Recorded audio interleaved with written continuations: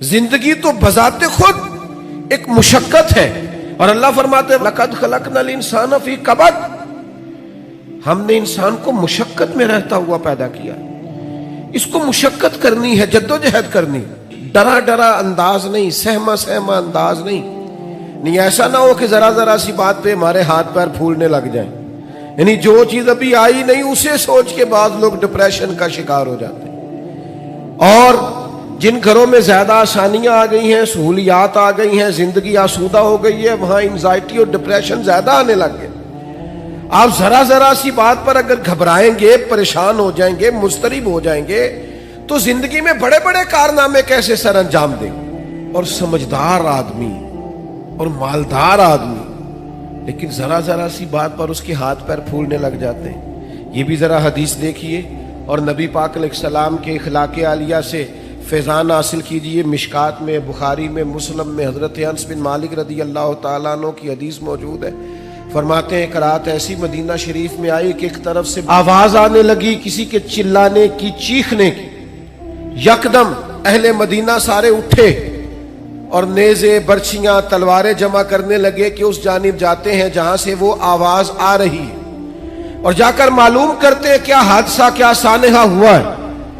فرماتے ہم ابھی تیاری کر رہے تھے ادھر جانے کی، اور نبی پاک علیہ السلام گھوڑے پر بیٹھ کر وہاں سے واپس تشریف لا رہے تھے، اور حضور فرمانے لگے سو جاؤ سو جاؤ سو جاؤ، میں دیکھ آیا ہوں، کوئی خطرے والی بات نہیں۔ ہم ابھی تیاری میں تھے، لیکن یہ میرے محبوب پاک کی شجاعت ہے، بہادری ہے، دلیری ہے۔ آپ کو زندگی کے اندر اپنے دل کو مضبوط رکھنا ہے، اعصاب کو طاقتور رکھنا ہے۔ بعض لوگ بڑی جلدی گھبرا جاتے ہیں، بڑی جلدی پریشان ہو جاتے ہیں، 5 منٹ سے پہلے سانس پھولنے لگتا ہے، دل دھک دھک کرنے لگتا ہے۔ او بھائی آپ ٹھہر جائیں، ستاروں سے آگے جہاں اور بھی ہیں، ابھی عشق کے امتحان اور بھی ہیں، تو یہ تو کام ابھی بڑا آگے تک جانا ہے۔ لیکن گھبراہٹ، بے چینی، پریشانی یہ بندہ مومن کی شان نہیں ہے۔ پلٹنا، جھپٹنا، جھپٹ کر پلٹنا یہ لہو گرم رکھنے کا ہے ایک بہانہ۔ طاقتور زندگی گزارے، مضبوط اعصاب کے ساتھ وقت گزارے، ذہن بنائے کہ زندگی میں پریشانی آئے گی، مجھے فیس کرنا ہے۔ آپ کا ذہن ہونا چاہیے۔ مجھے بتائیے جو جوان ہے اسے بوڑھا بھی تو ہونا ہے نا، بیمار ہے تو ایک وقت خدا نہ خواستہ وہ بھی تو آئے گا نا کہ بیماری بھی آ جاتی ہے، قوا کمزور ہونے لگتے ہیں۔ لیکن اگر آپ کا ہمیشہ اسی طرح پریشان رہنے کا خیال ہے تو پھر بات آگے کیسے بڑھے گی؟ تو حضور سے فیض مانگے، بہادری کا فیض۔ نبی پاک علیہ السلام، صحابہ فرماتے جب جنگ ہوتی تھی نا تو ہم دشمن کے سب سے زیادہ قریب نبی پاک کو پایا کرتے تھے، حضور قریب۔ ایک جنگ میں ہمارا ارادہ ہوا کہ ہم تھوڑا سا پیچھے ہٹ کے نئے سرے سے حملہ کریں، لیکن حضرت ابو سفیان رضی اللہ تعالیٰ عنہ فرماتے محبوب گھوڑے کو ایڑی لگاتے اور جنگ کے اندر جاتے اور آگے ہی بڑھتے چلے جاتے، اور آگے ہی نبی پاک علیہ السلام پیش قدمی فرماتے۔ تو میں نے عرض کی حضور تھوڑا سا پیچھے ہٹ کے نئے سرے سے حملہ نہ کیا جائے؟ تو فرمایا نہ بھائی پیچھے نہیں ہٹنا، میں نبی ہوں، بات یہ بھی سچی ہے، اور میں عبد المطلب کا پوتا ہوں، بات یہ بھی سچی ہے، لہذا پیچھے نہیں ہٹنا، آگے کی طرف پیش قدمی کرنی۔ تو میرے دوست گھبراہٹ نہیں، بے چینی نہیں، الجھاؤ نہیں۔ میلاد شریف والے محبوب سے یہ فیضان پائیں کہ ہم نے ہمیشہ اپنے اعصاب کو مضبوط رکھنا۔ پھر اللہ تعالیٰ نے نا اپنی حکمت کے ساتھ لوگوں کے اندر دولت کو تقسیم کیا، یہ اس کی حکمت ہے۔ سورۃ الشورى کے اندر اللہ تعالیٰ نے فرمایا کہ اگر سب لوگوں کو مال میں وسعت دے دی جاتی تو زمین میں فساد ہو جاتا، بغاوت ہو جاتی۔ سب کو مال میں وسعت نہیں ملتی، لیکن جن امیروں کو اللہ مال عطا کرتا ہے نا ان میں غریبوں کا بھی حق ہوتا ہے۔ قرآن مجید کہتا ہے سائل کا اور محروم کا حق ہے۔ یہ جو میں کہہ رہا ہوں اس پر غور کریں، حق ہے، نہیں آپ پر، امیر آدمی پر غریب کا آپ کا خیال ہے وہ مانگنے آیا ہے اور اللہ کا قرآن کہتا ہے حق لینے آیا ہے؟ اس کا حق ہے. جب انسان کے مزاج میں مالی طور پر گھٹن آتی ہے نا، وہ کنجوس ہو جاتا ہے، بخیل ہو جاتا ہے. اللہ تعالیٰ نے مالی طور پر وسعت دے دیا، پر قلبی طور پر تھوڑی سی نا اس کے مزاج کے اندر گھٹن ہے، تو پھر بھی ماحول میں پریشانی پیدا ہوتی ہے. اللہ تعالیٰ بعض لوگوں کو زیادہ مال عطا کرتا ہے، ان کی ذمہ داری ہے غریب بہن بھائیوں کا، دوستوں کا، پڑوسیوں کا، سائلین کا، مساکین کا، یتیموں کا، بیواؤں کا، کمزوروں کا خیال رکھیں، ان کی مالی معاونت کریں اور ان کا حق سمجھ کر کریں. کہ اللہ حضور سید عالم علیہ السلام کا ایک فرمان اگر کبھی ہمیں یاد ہو جائے نا، تو آپ یقین کریں کہ دل کبھی تنگ نہ ہو خرچ کرتے ہوئے. حضور فرماتے ہیں رب تمہیں جو عطا کرتا ہے نا، وہ تمہارے ضعیفوں کی برکت سے عطا کرتا ہے. وہ جو تمہارے ہاں کمزور روٹی کھا جاتے ہیں نا، غریب کھا جاتے ہیں، ان کے سبب سے اللہ تمہیں دیتا ہے. تو اگر یہ ذہن بن جائے نا کہ اللہ تعالیٰ پتہ نہیں کس کی برکت سے دے رہا ہے، تو پھر جب کوئی آئے تو بندے کا دل تنگ نہیں ہوگا، وہ پریشان نہیں ہوگا، مضطرب نہیں ہوگا. بلکہ ہم نے تو تاریخ میں ایسے بھی سخی پڑے ہیں کہ کوئی لینے آتا تھا تو اس کا شکریہ ادا کرتے تھے کہ یار تیری مہربانی، تو نے اس قابل سمجھا ہے کہ میں تیرے کچھ کام آ سکتا ہوں. نبی کریم صلی اللہ تعالی علیہ وآلہ وسلم کے اخلاق عالیہ سے، حضور کی سیرت پاک سے ہمیں جو فیضان ملتا ہے نا، اس نقطے کو ضرور سمجھیے گا.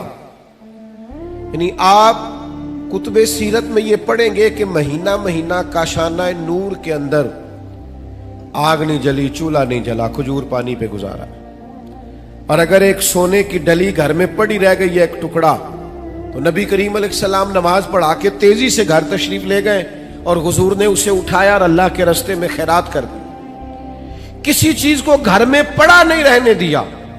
گھر میں تو دعا مانگی تھی کہ یا اللہ ایک وقت فاقہ ہو، ایک وقت روٹی ہو. لیکن حضرت جابر ابن عبداللہ رضی اللہ تعالیٰ عنہ ارشاد فرماتے ہیں، بخاری مسلم دونوں میں موجود ہے، فرماتے ہیں کہ جب بھی کسی نے حضور سے سوال کیا ہے نا، تو جو چیز ہم نے حضور کی زبان سے نہیں سنی وہ نہیں ہے. حضور نے کبھی کسی کو لا نہیں فرمایا، یہ نہیں فرمایا نہیں ہے. اللہ کرے میں آپ کو سمجھا سکوں. یعنی گھر میں مہینہ مہینہ چولہا نہیں جل رہا، فاقوں کی دعائیں ہو رہی ہیں، لیکن جب کوئی لینے آیا ہے تو حضور نے کبھی نہیں کا لفظ اپنی زبان سے ادا. ایسا کوئی محبوب کہیں ہوگا نہ کہیں ہے، بیٹھا ہے چٹائی پہ مگر عرش نشیں ہے، اور ملتا نہیں کونین کو کیا کیا تیرے در سے، ایک لفظ نہیں ہے جو تیرے لب پہ نہیں ہے. اور آپ دیکھیے فاضل بریلوی کیا کہتے ہیں. فاضل بریلوی کہتے ہیں واہ کیا جود و کرم ہے شہ بتہا تیرا، واہ کیا جود و کرم ہے شہ بتہا تیرا، نہیں سنتا ہی نہیں، نہیں سنتا ہی نہیں مانگنے والا تیرا. اور اعلیٰ حضرت فاضل بریلوی رحمت اللہ علیہ فرماتے ہیں دھارے چلتے ہیں عطا کے وہ ہے قطرہ تیرا، اور تارے کھلتے ہیں سخا کے وہ ہے ذرہ تیرا. محبوب جب دھارے چلے نا، دھارے عطا کے دھارے چلے، تو پتہ چلتا ہے کہ میرے کریم نے کسی کو قطرہ عطا کیا ہے. اس کے گھر میں دھارے چل رہے ہیں، نہریں بہہ گئی ہیں. اور فاضل بریلوی فرماتے ہیں جب پورے تارے کھل جائیں نا سخا کے اور سخاوت کے، پورا گھر اور پورا محل روشن ہو جائے، تو اس کا مطلب یہ ہوتا ہے کہ کریم محبوب نے کسی کو ذرہ عطا کیا. میرے کریم سے گر قطرہ کسی نے مانگا تو دریا بہا دیے ہیں، دربے بہا دیے. سخاوت کا مزاج پیدا کریں. اور غریبوں کی خدمت میں بھی گزارش ہے. حضور فرماتے ہیں بندہ اللہ کے ساتھ جس طرح کا گمان کرتا ہے، رب بھی اس کے ساتھ اسی طرح کا معاملہ فرماتا ہے. سخاوت کا مزاج تو پیدا کریں. حضور نے فرمایا بندہ دل کا غنی ہوتا ہے، آپ ارادہ تو کریں کہ یا اللہ تو دے میں تیرے بندوں میں بانٹوں گا. آپ ارادہ تو کریں، وہ کریم ہے، عطا کرتے کہاں دیر لگتی ہے. نبی کریم صلی اللہ تعالی علیہ وآلہ وسلم کی سخاوت، اور کس طرح کی سخاوت، اس سخاوت کا انداز کیا ہے؟ نبی کریم صلی اللہ تعالی علیہ وسلم کے غلام حضرت انس بن مالک رضی اللہ تعالیٰ عنہ ارشاد فرماتے ہیں کہ ایک شخص حضور کی بارگاہ میں آیا تو اس نے دو پہاڑیوں کے درمیان کھڑی ہوئی بکریوں کا ریوڑی مانگ لیا۔ تو یہ حضور کا دربار ہے محبوب نے بھی سارا ہی عطا کر دیا، سارا ہی دے دیا کریم محبوب نے۔ اب وہ دیہاتی آدمی تھا، گاؤں جا کے اپنے حساب سے اعلان کر رہا۔ ہر آدمی کا اعلان کرنے کا سٹائل بھی اپنا ہوتا ہے وہ اپنے گاؤں جا کے اپنے حساب سے اعلان کرتا ہے، کہتا ہے سارے مدینے چلے جاؤ، حضور تو اتنا دیتے ہیں کہ غربت کا ڈر ہی دور ہو جاتا ہے، سارے چلے جاؤ مدینہ منورہ۔ محبوب تو یوں بانٹتے ہیں۔ اور میرے دوست، سخاوت کہاں سے شروع کرنی ہے؟ حضور نے فرمایا 2 کا کھانا 3 کھا لیا کرو، اور 3 کا 4 کے لیے کافی ہے، اور 4 کا 5 کے لیے۔ آپ مزاج تو بنائیں بانٹنے کا، ارادہ تو کریں دینے کا، پھر دیکھیں اللہ تعالیٰ کیا انداز اختیار کرتا ہے۔ آپ مجھ سے ناراض نہ ہوئیے گا، ویسے جس آدمی کے پاس پیسے آتے ہیں وہ سب سے پہلے گاؤں چھوڑتا ہے، وہ محلہ چھوڑتا ہے جس محلے میں وہ رہتا ہوتا ہے، اس لیے کہ اب دائیں بائیں آگے پیچھے ہوتے ہیں ماڑے بندے، اور اسے وہاں جانا بڑا ضروری لگتا ہے جہاں کوٹھیاں ہی کوٹھیاں ہوں، محل ہی محل ہو، بنگلے ہی بنگلے ہوں۔ وہ چونکہ پرانا محلہ ہی یاد نہیں رہتا، ٹوٹی سڑک ہی وہ میرے گاؤں کا غریب دہقاں سڑک کے بننے پہ تھا کیوں پریشاں، جب اس کے بچے شہر کو جا کر کبھی نہ لوٹے تو لوگ سمجھے۔ یہ کبھی کبھی ایسا ہوتا ہے کہ اللہ نے عطا کیا ہے تو چاہیے یہ تھا کہ تو دائیں بائیں آگے پیچھے بانٹتا، تو جا کے بیٹھی امیروں میں کیا چلے جائیں، کوئی حرج نہیں، کوئی منع نہیں، لیکن ان لوگوں کو بھی تو یاد رکھیں جو آپ کے ساتھ بسا کرتے تھے، رہا کرتے تھے، وقت گزارتے تھے، ان کے لیے بھی تو اپنے دل میں طبیعت کے اندر گنجائش پیدا کریں۔ میرے عزیز، رسول اللہ بانٹتے، نبی پاک عطا کرتے، اور فاضل بریلوی فرماتے ہیں ہاتھ جس سمت اٹھا غنی کر دیا۔ حضور نے جس کو دیا ہے اسے بھی دینے والا ہی بنا دیا۔ تو نبی کریم صلی اللہ تعالی علیہ وآلہ وسلم کی یہ ادا۔ پھر ایک اور بات، کبھی کبھی لوگ ہم سے کچھ ایسی چیزوں کا مطالبہ بھی کرتے ہیں جو بظاہر ہمارے لیے مشکل ہوتی ہیں۔ میں آپ کو صحیح بتاتا ہوں، ان کاموں کو بعض اوقات طبیعت نہیں چاہ رہی ہوتی، اور بظاہر ایسا محسوس ہو رہا ہوتا ہے کہ یار یہ کام جو ہے یہ ٹھیک نہیں۔ آپ تم نہ وقت دیکھ رہے ہیں، نہ آپ ماحول دیکھ رہے ہیں، نہ موسم دیکھ رہے ہیں، وہ بعض اوقات ایسے مطالبات کر دیے جاتے ہیں جو ٹھیک نہیں ہوتے۔ لیکن میرے محبوب کے اخلاق عالیہ کا یہ بھی کمال ہے کہ حضور نہ ہمیشہ کوشش کرتے تھے آنے والے کی دلجوئی کر دی جائے، چلے اگر اس نے بے موسمی بات کر دی ہے تو یہاں سے ہی رنگ تھوڑا بدل لیا جائے۔ نبی پاک علیہ السلام جب فجر کی نماز پڑھ کے نکلتے تو حضرت انس بن مالک رضی اللہ تعالیٰ عنہ ارشاد فرماتے ہیں کہ مدینہ منورہ کے غلام اور لونڈیاں اپنے اپنے پیالوں میں پانی لے کے آتی، تو پانی آگے کرتی کہ اس میں اپنا ہاتھ ڈبو دے۔ بخاری مسلم میں سیاستہ میں آپ کو حدیثیں ملیں گی، یعنی ان کا عقیدہ تھا کہ محبوب ہاتھ لگا دیں گے تو متبرک ہو جائے گا۔ اور حضور بھی امت کو یہ درس دے رہے ہیں اس عمل سے کہ واقعہ اس میں تبرک ہوتا ہے، نبی پاک کے دستے مبارک سے لگی ہوئی شے متبرک ہوتی۔ نبی کریم صلی اللہ تعالی علیہ وسلم اپنا ہاتھ مبارک رکھ دیتے، ان کے لیے تبرک ہو جاتا، وہ گھروں کو لے جاتے۔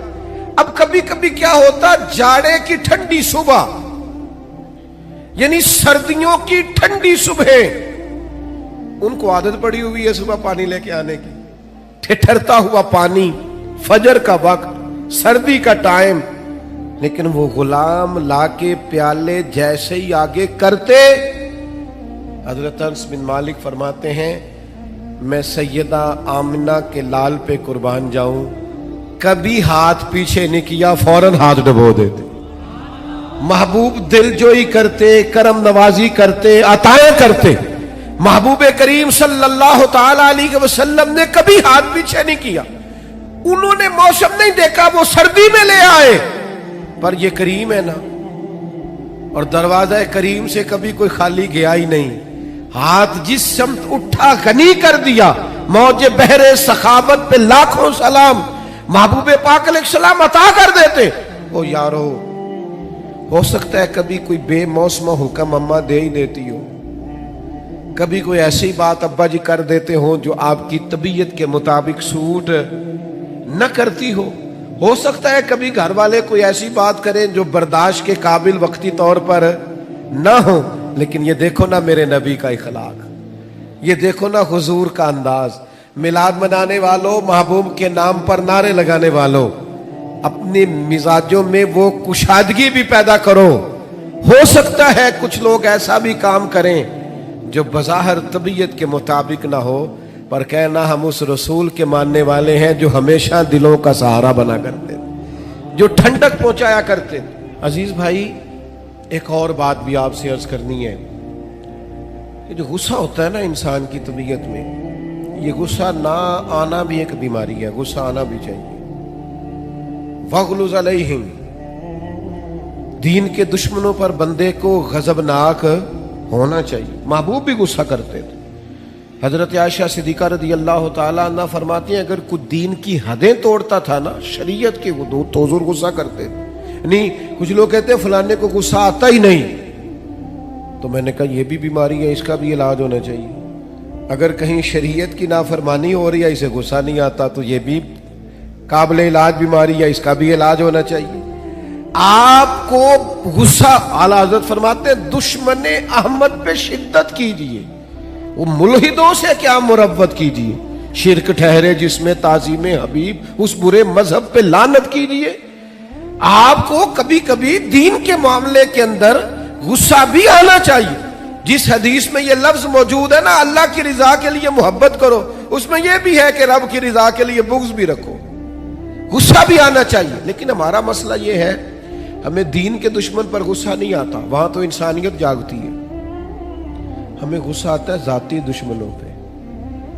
اور حضور کا اخلاق یہ ہے کہ ذاتی دشمن پر غصہ کرنا ہی نہیں. جو ذات کا دشمن ہے اس پر ناراضگی قطعاً نہیں کرنا. وہ ذات کا، حضرت عائشہ صدیقہ رضی اللہ تعالیٰ عنہ نے حد بیان کر دی یہ لفظ بیان کر کے، ایک اتنا بڑا اخلاق کا دائرہ کھینچ دیا ہمارے گرد کہ ہمیں اپنی زندگی میں اس اصول کو کبھی نہیں توڑنا. سیدہ عائشہ صدیقہ رضی اللہ تعالیٰ عنہ ارشاد فرماتی ہیں نبی کریم صلی اللہ تعالیٰ علیہ وسلم نے کبھی اپنی ذات کے لیے کسی سے انتقام نہیں لیا، کبھی نہیں لیا. مسلم شریف میں موجود ہے. اور دوستوں، کبھی نہیں لیا اپنی ذات کے لیے انتقام. میلاد منانے کے لیے تشریف لانے والوں، حضور کی محفل میلاد میں حاضر ہونے والوں، کتنے زیادہ جھگڑے ہیں اس وقت جو فقط ہماری ذاتیات کے جھگڑے ہیں. صرف اور صرف ہم اپنی ذات کا بت بنائے، معاذ اللہ لوگوں سے دور ہو گئے. کبھی اپنی ذات کے لیے حضور نے انتقام نہیں لیا.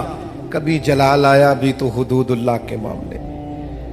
آج کیوں نہ اپنے دل پر یہ ارادہ کریں، فیصلہ کریں کہ ذاتیات کے جھگڑے چھوڑ دیں گے. ہم جہاں ہمارا ذاتی معاملہ ہوگا وہاں ہم اپنی ذات کا بت چکنا چور کر دیں گے. اور پھر انسان کو غصہ آتا ہی ہے نا اپنے ماتحتوں پر. لوگ غصہ کرتے نہیں ملازمین پر، اور بعض ایسے نادان ہیں جو خواتین پر بھی غصہ کرتے ہیں. لیکن میرے محبوب کریم علیہ السلام کی یہ عادت صحیح کتب، صحیح احادیث میں حضور کا یہ اخلاق موجود ہے. محبوب نے اپنے دست مبارک سے نہ کبھی کسی غلام کو مارا، نہ کبھی کسی عورت پر ہاتھ اٹھایا. رسول اللہ صلی اللہ تعالی علیہ وسلم نے یہ حد بندی بیان کی کہ آپ کو اپنی ذات کے لیے کبھی کسی سے انتقام نہیں لینا. یہ سوچ کبھی بنا کر تو دیکھیں، یہ قاعدہ قانون اپنی زندگی میں اس کا نفاذ تو کریں. ہر جگہ ذاتی جھگڑے، ذات کے معاملات ہم نے کھڑے کیے ہوئے ہیں. یہ کتنا مشہور واقعہ ہے طائف کا. لوگوں نے پتھر مارے، اور جب باقاعدہ فرشتے نے آ کے کہا یا رسول اللہ حکم کریں تو میں ان کو پیس کے نہ رکھ دوں، تو حضور نے کیا فرمایا؟ فرمایا یہ نہیں مانتے تو امید ہے ان کی نسلیں کلمہ پڑ جائیں گی. ان کی پشتوں میں سے اللہ ایسے لوگ پیدا کرے گا جو شرک سے بچیں گے، اللہ کی توحید کا اعلان کریں گے۔ لہٰذا ہمیں ان کے بارے میں کوئی سخت انداز اختیار کرنا نہیں ہے۔ میرے دوستو، ایک اور بھی مسئلہ بن گیا ہمارے ہاں۔ میں بات سمیٹنے کی طرف آ رہا ہوں، پر آپ کا ذوق شوق دیکھ کے میری طبیعت بھی بڑھ رہی ہے کہ باتیں کچھ اور کروں آپ کے ساتھ۔ تھوڑا وہ کسی نے کہا تھا نا انکار کریں اج ساکی موسم بڑا سہانا، مستی داج می برسا دے پیاس دا نہیں ٹھکانا۔ تو کچھ میرا دل کر رہا ہے کہ کچھ درد دل کھول کے آپ کے سامنے رکھوں، جو چیزیں معاشرے میں محسوس کرتا ہوں ان احساسات میں سے کچھ باتیں آج آپ کے ساتھ کروں۔ ایک اور طبیعت ہماری بڑی ہو گئی ہے، لان تان کرنے کی، برا بھلا کہنے کی، سخت سست جملے کہنے کی۔ اب یقین کریں مذہبی سٹیج سے، آج کل مذہبی سٹیج سے لفظ بیان کیے جا رہے ہوتے ہیں معاذ اللہ، اور اس طرح کی گفتگو کی جا رہی ہوتی ہے بازاری زبان میں کہ جو اس سٹیج کو زیب نہیں دیتی۔ اتنے اعزاز والی جگہ پر بیٹھ کر آپ اتنی کمزور بات کر رہے ہیں، کچی بات کر رہے ہیں، اور ایسا جملہ بول رہے ہیں جو جملہ ہی بازاری ہے۔ وہ جی فلانے نے کہا ہے تو میں اس کے جواب میں کہہ رہا ہوں، آپ اس کی سطح پہ اتر آئیں گے۔ وَإِذَا خَاطَبَهُمُ الْجَاهِلُونَ قَالُوا سَلَامًا۔ جاہلوں سے تو کبھی انسان کی گفتگو ہو تو انہیں سلام کیا جاتا ہے، ان کی سطح پر اتر کر بات نہیں کی جاتی۔ یہ طریقہ ہی درست نہیں ہے۔ میرے عزیز، حضرت انس بن مالک رضی اللہ تعالیٰ عنہ ارشاد فرماتے ہیں، جب ایک مقام پہ کہا گیا نا حضور علیہ السلام کو، صحابہ فرماتے ایک مقام پہ کہا گیا یا رسول اللہ آپ دعا کر دیں یہ تباہ ہو جائیں، حضور فرمانے لگے مجھے لعنت کرنے والا بنا کے نہیں بھیجا گیا، مجھے تو رحمت للعالمین بنا کر بھیجا گیا۔ تو جو بنا کر بھیجا گیا ہے، جو حضرت عیسیٰ علیہ السلام کو ایک شخص برا بھلا کہہ رہا تھا، آپ دعائیں دے رہے تھے، تو ایک صاحب نے کہا حضور وہ برا بھلا کہہ رہا آپ دعائیں دے رہے، فرمانے لگے اس کے اندر جو ہے وہ باہر نکل رہا ہے اور میرے اندر جو ہے وہ باہر نکل رہا ہے۔ تو اب یہاں جس چیز کا سٹاک ہے وہی نکلے گا نا، تو اب کچھ لوگوں کے اندر جو بھرا ہوا وہی باہر آئے گا۔ حضرت انس بن مالک کا یہ فرمان، اللہ کرے امت یاد کرے۔ حضرت انس بن مالک ارشاد فرماتے ہیں نہ تو نبی پاک فحش گو تھے، کوئی ایسی بات نہ کرتے جو خلاف ادب ہوتی، نہ لعنت کرنے والے تھے، نہ آپ کا کلام اس طرح کا ہوتا تھا جس طرح کا عرب میں بد کلامی سے گفتگو کی جاتی تھی۔ فرماتے اگر کبھی حضور کو بڑا جلال بھی آتا تو اتنے لفظ فرماتے تھے اس کی پیشانی خاک آلود ہو۔ اس سے زیادہ کبھی میرے نبی کریم نے کوئی بات ارشاد، ناک خاک آلود ہو، پیشانی خاک آلود ہو، اس سے بڑھ کر کبھی کوئی جلال کا جملہ حضور کی زبان سے نہیں نکلا۔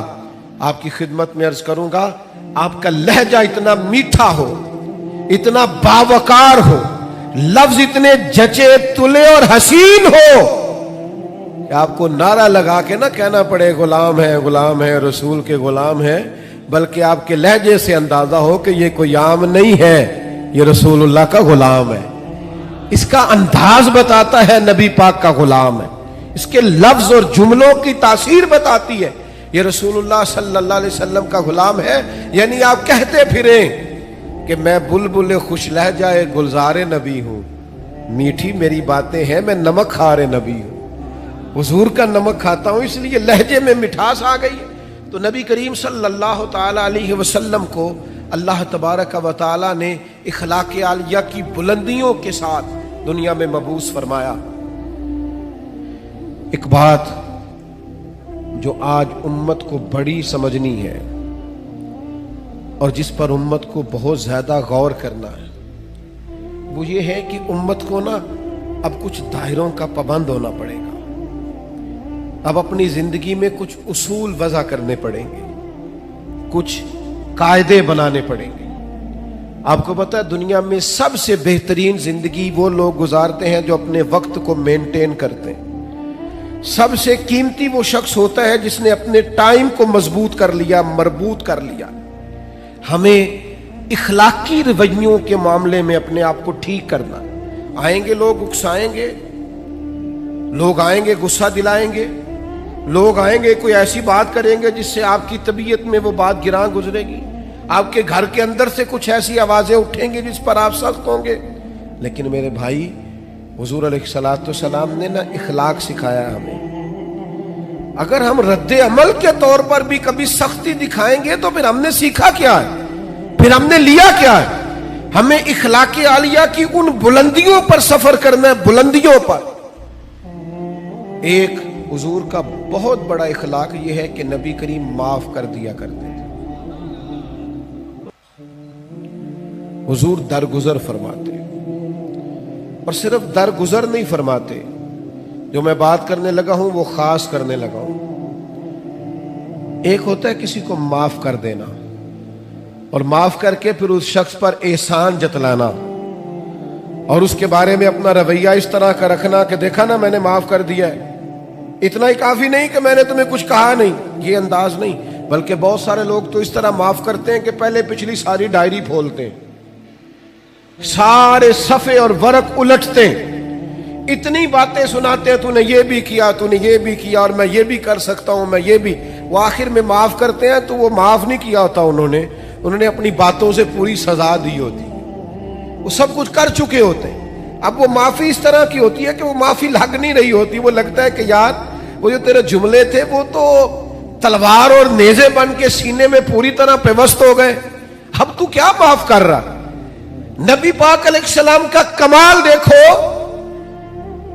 जनाबे अबू सुफियान हर जंग में मुकाबले में रहे, सरदार बन के, सिपा सालार बन के लड़ने के लिए आते रहे, लेकिन फतह मक्का के मौके पर जब वो माफी मांगने आए और जब वो कलमा पढ़ने आए, उनका कलमा मेरे महबूब ने इस तरह कबूल किया और उन्हें माफी इस तरह से दी कि निरी माफी नहीं दी, साथ मेरे रसूल ने इज्जत भी अता फरमाई, साथ रसूलुल्लाह सल्लल्लाहु ताला अलैहि वसल्लम ने एजाज भी अता किया। जनाबे अबू सुफियान रदी अल्लाह ताला अन्हु को माफ भी किया, फरमाया आपको माफ भी किया, आपने कलमा पढ़ा, कबूल किया, और साथ फरमाया जो अबू सुफियान के घर में दाखिल हो जाएगा मैं उसे भी माफ कर दूंगा। ये देखो, माफी भी दी है और इज्जत भी दी है, खुद भीख दे और खुद ही कहे मंगते का भला हो, साथ इज्जत भी अता की, वकार भी दिया, बुलंदी भी दी। क्या निराला रंग होगा हजरत अबू सुफियान का, क्या सोचते होंगे वो लोग भी, क्या महसूस करते होंगे कि कहां हमारा वक्त गुजरा और क्या एजाज हमें मिला। फरमाया तुम्हें माफ भी करते हैं और शान भी देते हैं, ये मेरे रसूल पाक का मिजाज है। कहा था उस्मान बिन तलहा ने जब हुजूर हिजरत कर रहे थे कि मैं आपको चाबी नहीं दूंगा कि आप अंदर से बैतुल्लाह शरीफ की जियारत कर लें, तो हुजूर ने फरमाया मैं चाबी एक दिन ले लूंगा तुमसे।